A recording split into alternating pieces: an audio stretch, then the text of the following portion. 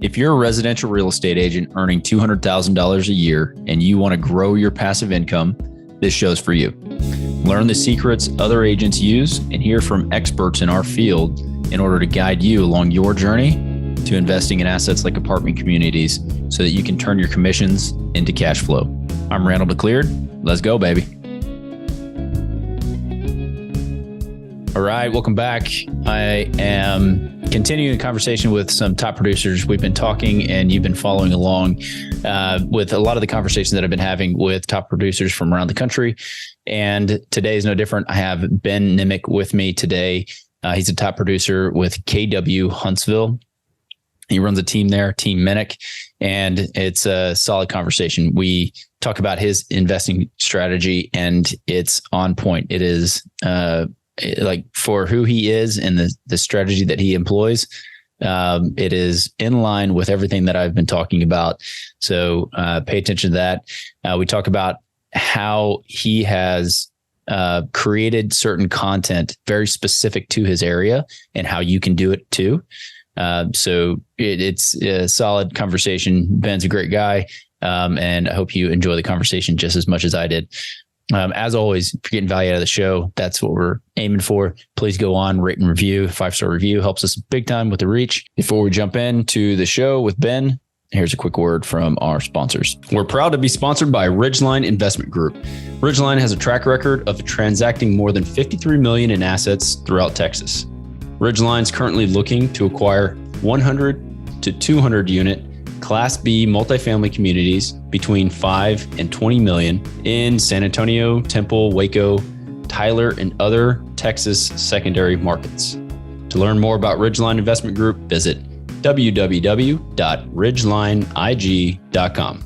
Ben, welcome to the show. It's good to have you on. Thanks for joining me today. I wanted to jump in. Why don't you just tell us, what market you're in and really the type of clientele that you focus on or the type of houses that you're selling? Yeah.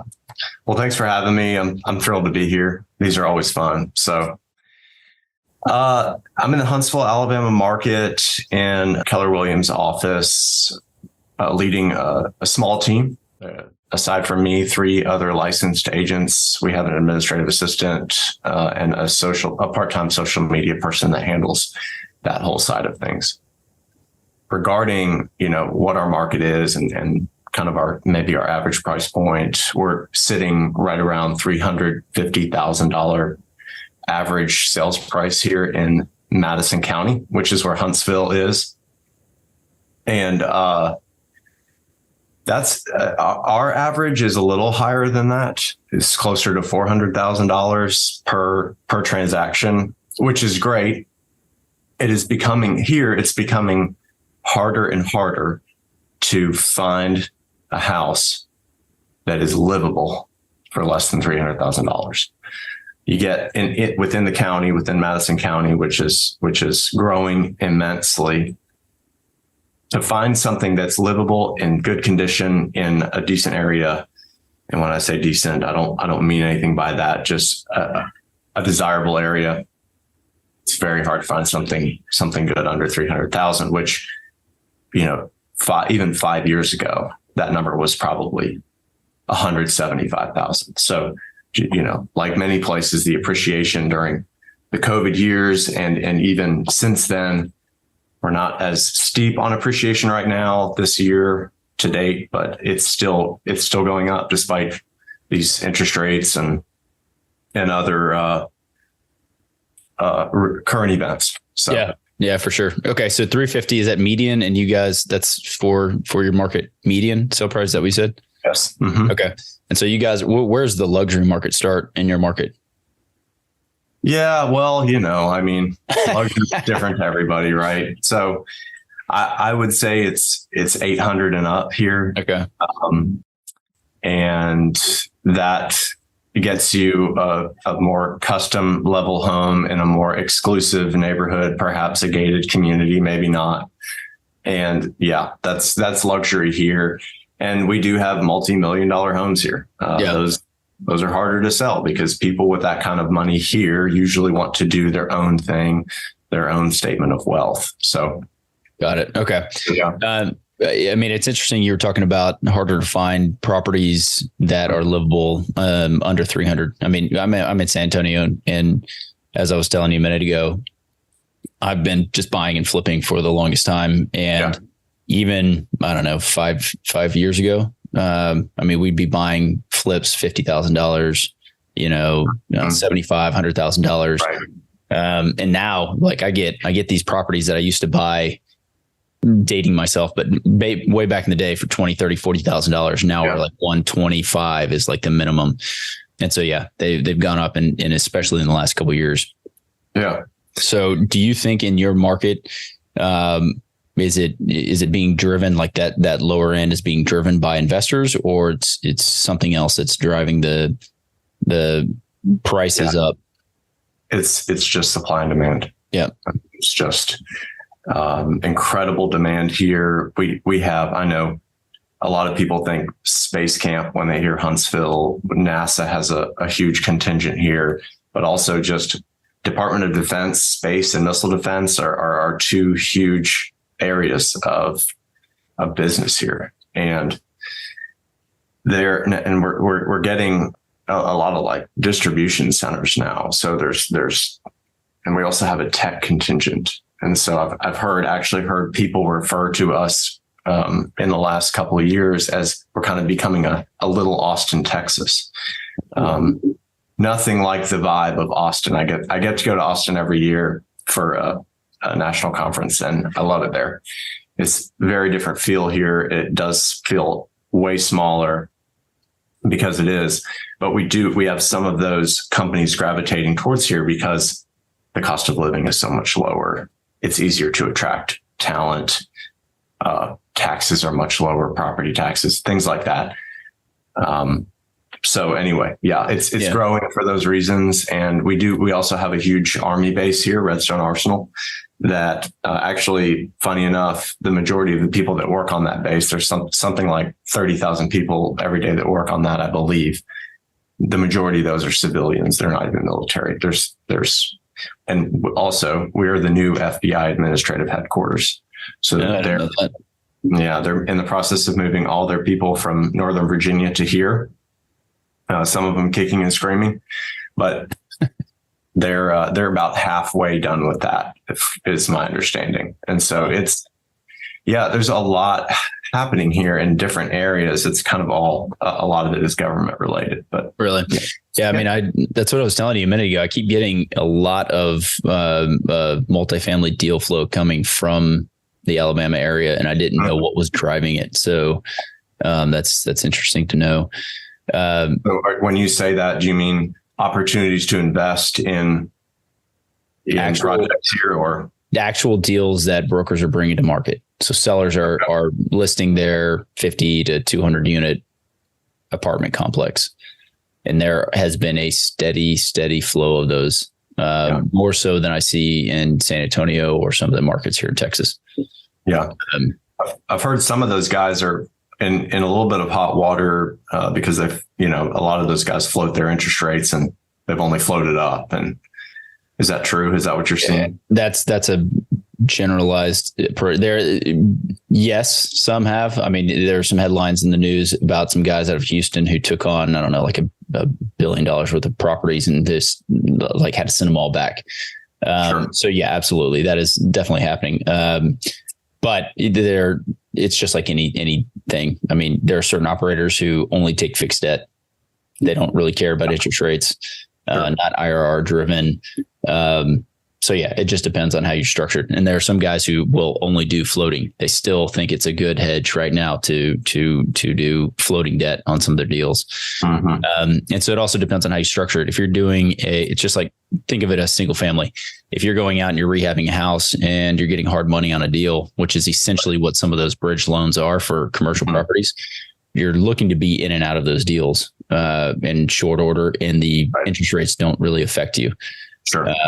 And so what's happening now is on the back end, if you have a bridge loan and you are trying to refinance or sell that property, then your numbers may not make sense, because on the commercial side, obviously the actual cash flows that you're getting from that deal, if the value of the property is dropped because interest rates have gone up, because no one can get the loan for it, then that's when you're really stuck. You really have to, it's not like a comp from down the street that's still selling for $425,000. You know, it's like the value of the property has dropped because the rates, no one wants to buy it because the rates are so high. So, anyway, I don't know if I digress, but okay, so tell me a little bit about your team. So again, one of the things that I always like to talk about are what you're doing now that's winning you business. And because it is a tightened market, the demand is still very high, just like a lot of brokers that I talk to around the country. Demand's very high, supply is constrained. So what are you doing to win those limited number of deals that are actually transacting that could help other agents that are listening? Yeah. Well, on the buy side, we just have some great buyer's agents. I mean, they go after business and they don't stop until they get it. And it's so important to have people on your team. If you're in real estate or other businesses, find people that are motivated, and your life will be much easier. So that's on the buy side. I represent very few buyers kind of moving to focus on listings. And so on the listing side, I have noticed there's much more competition for every listing appointment that I go on. And so I've never been one to toot my own horn or enjoy doing that or brag about anything.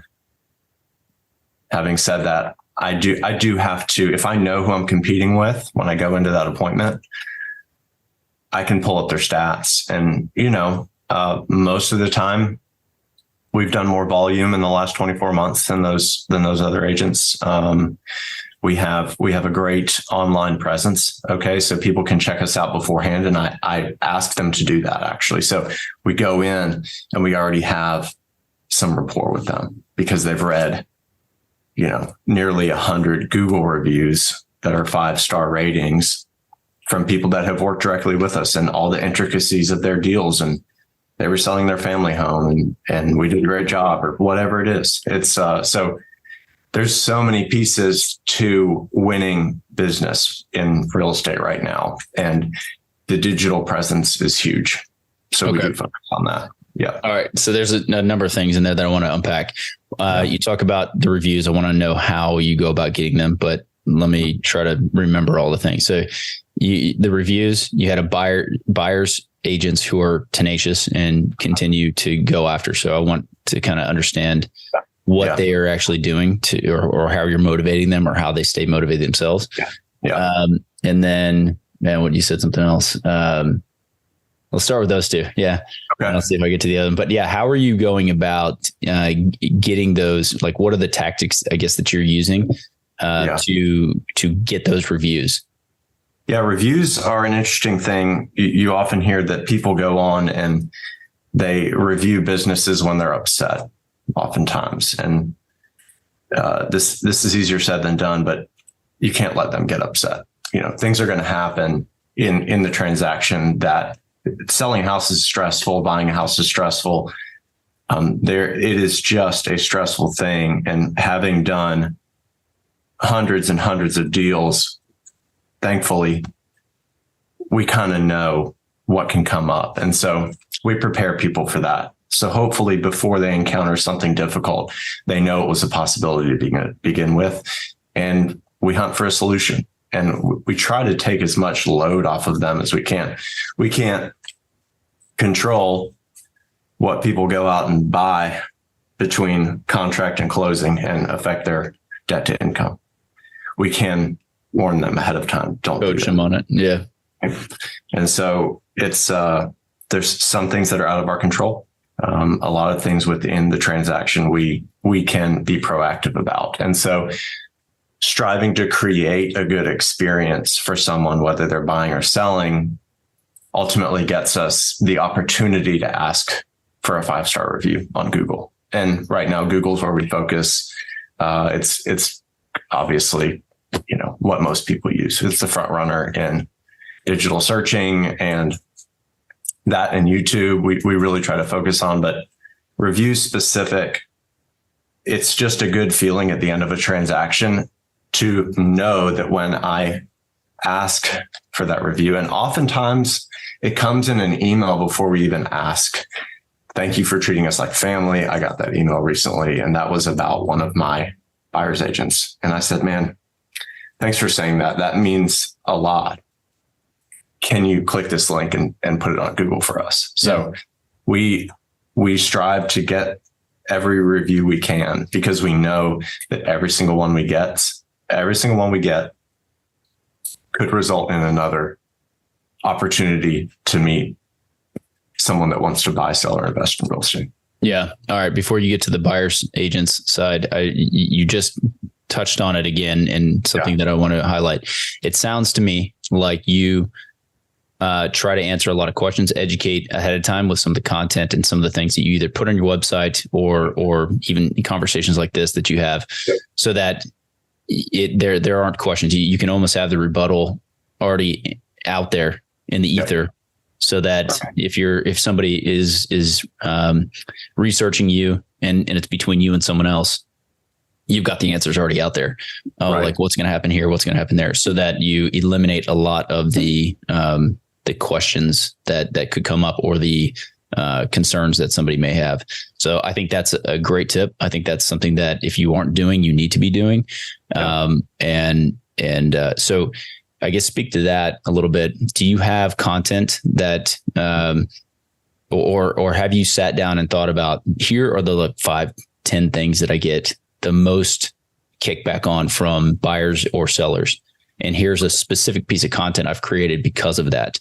Yeah. Have you ever thought of that or done that? Yeah. So we do have a YouTube channel, and it is a work in progress. Okay. I started several years ago producing more professional videos with a local digital marketing firm here in town. And those got a lot of views, and they were really like drive around with influencers in Huntsville, people that hold positions in local government or own a successful small business here in town, people that are interesting and that other people want to watch. Okay. Why do you live where you live? Things like that. Yeah. It is more into a conglomeration of things. Yeah. Buyer tips, seller tips. I do hope eventually to one day have a bank of videos that explains the entire process if somebody wants to go through that. I have noticed that many people find us on YouTube and they watch those things, and then they say, oh yeah, after we get into a transaction with them, they often make a comment, oh yeah, I saw your video about that. Nice. I already. Yeah. So that happens sometimes, not as much as I would like, obviously, but But you never know. That's the point. I mean, you never know how many people, and you may be helping people who end up not using you, but I would say that the opportunity that you're creating by putting yourself in that position to answer the question that somebody may type into Google and it pops up your video compared to someone else's. Yeah. How to get an inspection done. What should I do at an inspection in Huntsville? It's like, boom, you're there. So anyway, it's a good, another good like tip and strategy that you can use. And I love the fact that you went out and you found influencers in your area. Mm-hmm. It's an awesome tip, because you're tapping into their market, you're tapping into their reach, and it's just brilliant. So, okay, let's talk about then. Sorry, you want to say something else? I was just going to say Keller Williams sometimes gets a lot of heat for their adages and things, and there is some value to certain things. And a saying that's often repeated here in our office and internationally within the company is come from contribution. And that is something that anyone can apply no matter what they do, and you will get rewarded from that. And that's kind of my goal in any video that I do, is to bring something to the table that somebody can learn something about real estate that they didn't know before. Yeah. And so it's awesome. Just to close out the video piece. Yeah. Yeah. Provide value. Yeah. That's I joke about it because like there's no you don't get paid to podcast really. It's like kind of a, Right. it's just here because I like to have the conversations and provide some value. That's the whole idea. So, good for you. So let's jump in real fast on the buyer's agent side. I want to touch on it just briefly. Like, Sure. Are there things that you're doing that are motivating them? Do you have like kind of the nuts and bolts, or is it just like, hey guys, go get them? You only make money if you go sell something. Yeah. Something I did not plan on getting into when I got my real estate license 10 years ago was people managing. Okay. We have a lot of engineers in this town. And what I often hear from them when they go to companies like Boeing and Northrop Grumman and things like that, they go in with a technical education, thinking they're going to do a specific thing and exercise their technical prowess, when without a doubt, a couple of years into their job at these large corporations, they're managing 10, 15, 20, hundreds of people. All right. And I hear that so much. And now it's true. I don't manage hundreds of people, but just managing people, their emotions, I have the opportunity to build them up or tear them down. And there's I have had to educate myself on leadership. I mean, I never intended to get into that role. I've loved it. I'm not great at it. I'm working every day. Positivity and just instilling that in the team is such a big deal. I mean, you can either wake up and be positive, or you can wake up and be negative, and great things come to positivity. Yeah. So that's half the battle. Seriously, the technical part of a transaction and what to do when, that's easy. That's just comes from experience. And I'm so fortunate to have had a mentor early on. My mother-in-law got me into this business, and she taught me a lot. And I've grown the business since then, but those foundational elements I still use every day. And I'm able to mentor and teach the team those things too. So again, what keeps them motivated though? What are you doing anything specific on that front? I know Keller Williams. I don't know where you're going with the Keller Williams comment a minute ago, but I laugh because when I had new agents coming to me, when I had just started my brokerage, and I was like, oh, you don't go to Keller Williams. They're going to train you. Come back. if you make it through, come back. But is there something specific that either KW does or that you do within your team to keep them out there and like hustling? Yeah. Well, another Keller Williams adage is, what's your big why? Why are you doing this? And it's different for every person. And you really have to find out. And we go through the career visioning process to find that out before we bring somebody onto the team. And why is it important to them to be successful in real estate? For some people, it's all about money, and that's okay because you can do great things with money. For some people, it is literally helping people in a decision that is one of the biggest ones a lot of people make in their life, to buy a house or sell a house. Okay. So knowing what their motivation is and why they're doing this and why they wanted to join our team is a huge part of it. And then I can kind of tailor my coaching to them on that. And we hire a private business coach as well, real estate specific. So things that fall through the cracks with me, they pick up with our coach. So you provide that to your team? I do. Yeah, that's awesome. Yeah, very, very helpful. I do, because I know that they're not getting everything they need from just one person. Yeah. So to have different points of view, different outlooks is important. And I'm human. I get discouraged too. And some days I'm not the best leader. Yeah. So to have that backup is huge. Yeah. Very not humility, very humble. I was going to say staying humble. Yeah. Yeah. Awesome. Okay. So you've got a team. I'd be curious to know, do you, or does anyone on your team buy real estate? Mm-hmm. I do. And I do it in a much different way than I hear all of the big guys talk about doing it on the podcasts. Let's hear it. Well, I don't leverage rental properties. Okay. So the only debt we have is our personal home. And I know that's not the way to do it on a big scale. I would love to retire and just have rental house income with no leverage, nobody to pay off, and build it kind of slowly, rather than just acquire tons of debt, tons of, and there's positives to debt. I've heard all, rich dad, poor dad. I'm not going to sell you on anything.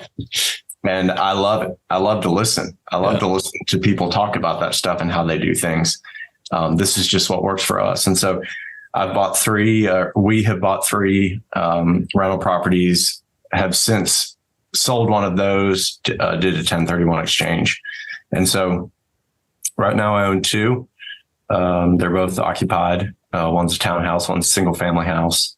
Had a multifamily first, and that was multiple headaches. And I'm limited in my experience with that, but that was my experience for one. So you bought, what did you 1031 into? If you sold, did you trade that house into one of the ones you currently own?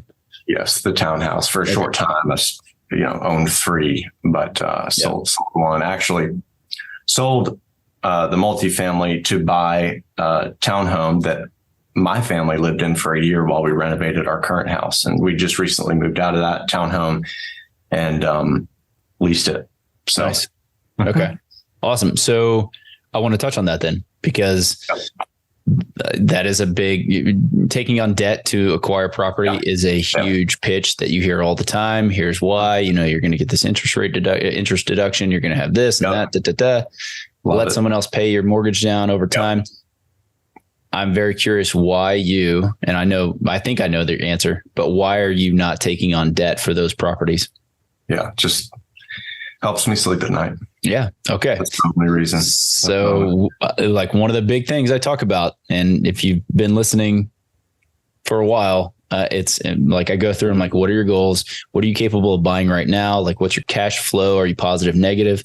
And then obviously risk tolerance is a big one. And so if you want to sleep at night, or if your risk tolerance is very low, like it sounds like yours is, then pay all cash.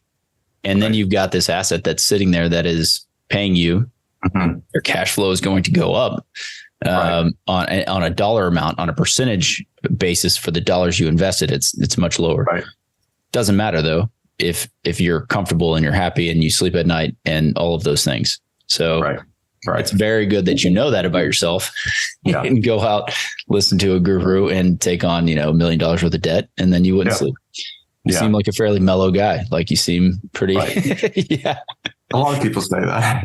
Yeah. I say sleep at night. The landscape, the interest rate landscape is much different, especially for an investor now than it was 3 years ago. And we bought our first rental property about 3 years ago, and rates then for an investor were, I think, around 4. Yeah.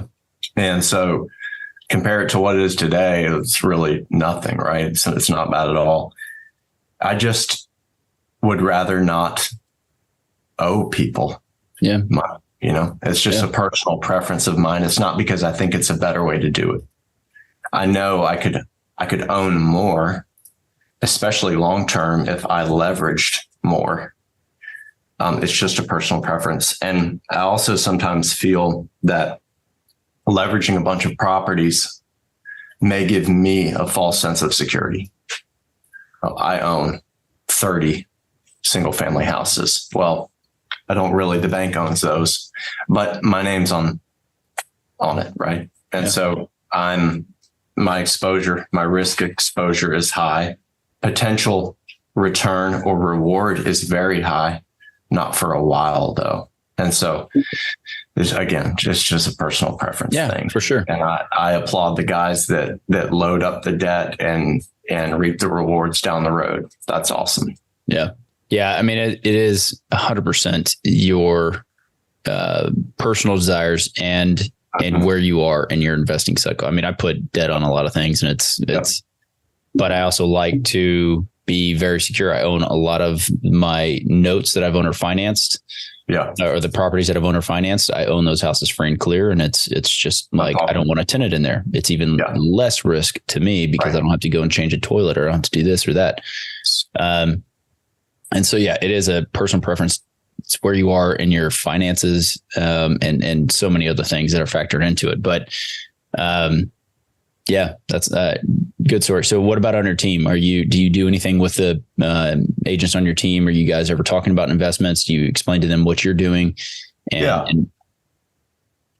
So we have the opportunity to help a lot of investors that invest in Huntsville, and most of them are from other places in the country.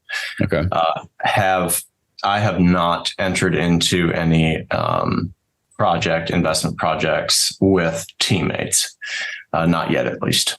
But we do get to work with a lot of investors. And so walking through that process with my buyer agents is huge. Like they have to understand, maybe they don't invest in real estate themselves. Maybe they're not there yet.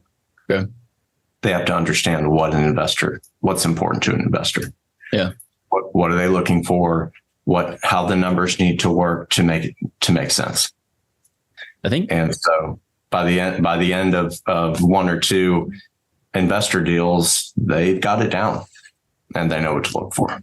That's a great piece of advice. I think, because I've never thought of it in this way, but if you're an agent and you are thinking about investing, we're in such unique positions where we get to see so many different deals and transactions go through completely risk-free, absolutely risk-free. But you can go out, and if you don't have investors that you work with right now, go out and start getting clients who are investors, work specifically with them. If you have to give up some of your commission, even to win that business, it would be worth it, so that you then can see transactions happen start to finish without having to risk your own capital. Man, that's a great idea. Yeah. And then you can just mimic that and go out and start buying property on your own or getting into investments. Very similar on the commercial side. It's like getting involved, buying a deal. On the brokerage side, you can de-risk it again if you're brokering some of these transactions. Obviously, there's a barrier to entry to getting into those deals and winning the business. But yeah, it's a almost risk-free way to educate yourself. It is. Okay. So curious again, we were talking a minute ago about the market. What are you guys seeing like in the next, either for the brokerage side or even your investing side? What are you seeing in the next year? What are you guys focused on? What are you looking forward to? Yeah. So on the team, we are seeing these interest rates definitely play a role in inventory, and very few people are selling right now in Huntsville unless they absolutely have to move and they're moving to another market. Those are the sellers we're seeing. Yeah. And there's always a group of people that are looking to buy here because there's so many people moving here. Yeah. We also have a ton of apartment complexes going up, and it's hard for me to know how that's playing a role in buyer demand on the sale side. We see literally cranes everywhere. Okay. Huge apartment complexes going up here everywhere you look, and sometimes multiple different projects in one place. And those guys, I mean, you're in that space, they don't do that without knowing there's a demand for it. So that tells me that they know they're at least going to get enough occupancy to make those numbers work. Okay. While I see a huge housing inventory issue, and really the only inventory we have sitting on the market is some higher priced new construction that sits, and they're offering incentives left and right to get people off the fence because of these high interest rates. And, but the resale market is really tight right now. Yeah. Have you seen builders pull back and just sell off inventory they currently had, like spec homes they had, or is it still a lot of new construction going on? There's still a lot of new construction going on. I have noticed a shift in average price point of those. Okay. So they have had to, during COVID, $500,000, $600,000, $700,000 new construction was flying off the shelves. And now they're having to restructure their whole subdivision model and their target market, because now we're really sub 400 is where it's at for new construction, because often it's on the outskirts of town. And so, yes, I've seen builders pull back from a target market standpoint. Yeah. Yeah, that's happening here too. A lot of guys just shut down their neighborhoods or selling off infill lots in some of their neighborhoods. And then, it's been slow. I'm just curious on the apartment side then. So with that, when you're underwriting a deal for new construction for the apartments, I mean, it takes place 2 years before those apartments actually come online. Yeah. And so, there is a lot of inventory that's coming online. Yeah. And so to your point, they wouldn't be building those if there weren't demand drivers and new population growth happening in your market. Yeah. That said, their rents that they were projecting are probably not the same today as they were 2 years ago when they underwrote that deal. So that's going to pull down the rental rates from their highs. Still going to be higher than they were probably 3 years ago, but not as high as most. That's what I'm seeing mostly. Yeah. Well, and do those guys know that when their project starts, there's going to be 20 other similar projects starting? Do they know that? Typically, yeah. You're looking, you're looking at permits, and you're looking at new construction site. Yeah. Most of the big guys, most of the big developers are taking that into account. I'm sure there are some small shops that just got set up because there was cheap money and everybody could go out and raise capital very easily. That are maybe caught in a position that they shouldn't be in, but a lot of the big developers are definitely taking that into account. So, well, look, we are getting to the end. I don't want to keep you. And so let's, typically I just want to ask a couple questions not related to real estate. So what's your favorite pastime? What do you work into? Sounded like you were an endurance enthusiast. Is that accurate? I do. I love a good sufferfest. Nice. We've got some nice, we're here in Huntsville, we're at the foothills of the Appalachians. And so here we call them mountains to someone who actually lives in the mountains. They're not mountains, but you can get a good climb in here, whether you're on a mountain bike, road bike, on foot. We have Montesano State Park here. If you've never been and you come to the area, absolutely must visit. Some great trails for running, hiking, whatever you want to do, mountain biking. You got a lot of lakes there. What's the? So Lake Gunnersville is probably the most popular lake. Okay. It was rated, I don't know if it still is, number one bass fishing lake in America or something like that. And so there's a lot of tourism associated with Lake Gunnersville. Nice. Yeah. All right. Well, so you like doing that. Are you, I guess, what's the best thing that's happened to you or your family in the last couple of months? Man, family time is huge for me. I love spending time with my wife and kids and taking vacations and trips with them. They're right now, my wife's name is Katie.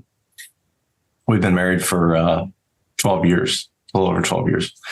And my kids are 9, 7, and 6. So they're still all at an age where they actually want to be around us. Yeah. And so it's fun. It's a lot of fun. Yeah. I just, my son just turned 6 and my daughter just turned 3. They're a month apart, but they're good ages. 6-year-old still likes to snug and do some things, but not sure when that stops. We just finished the summer swim league time. And so summer swimming here at local neighborhood pools is a big deal. People take it very seriously. And so this was the first year that all 3 of our kids were competing, and it was a blast. I'm a swimmer, swam in college some, in high school. And So it's a joy for me to be able to watch them do that and love it. Yeah. So, awesome. yeah. Family of fish. Yeah. My daughter's big into swimming. My son, he likes being in the water, but he's like, just put me in the water. I don't need to swim around. Yes. Yeah. Well, Ben, it was good having you on. I appreciate you sharing your insights, man. If anybody's in that market and want to reach out to you, your contact information's in the show notes. By all means, please do so. Reach out to him. Good conversation. We'll catch up soon. All right. Thank you. Yeah, enjoyed it. Awesome. Did you know that 80% of the agents we speak with got into real estate in order to gain passive income so they could obtain financial freedom and become work optional? If you want to stay up to date, the best way is to make sure you're subscribed. So if you haven't done that, go ahead and do it now. We'll catch you on the next episode.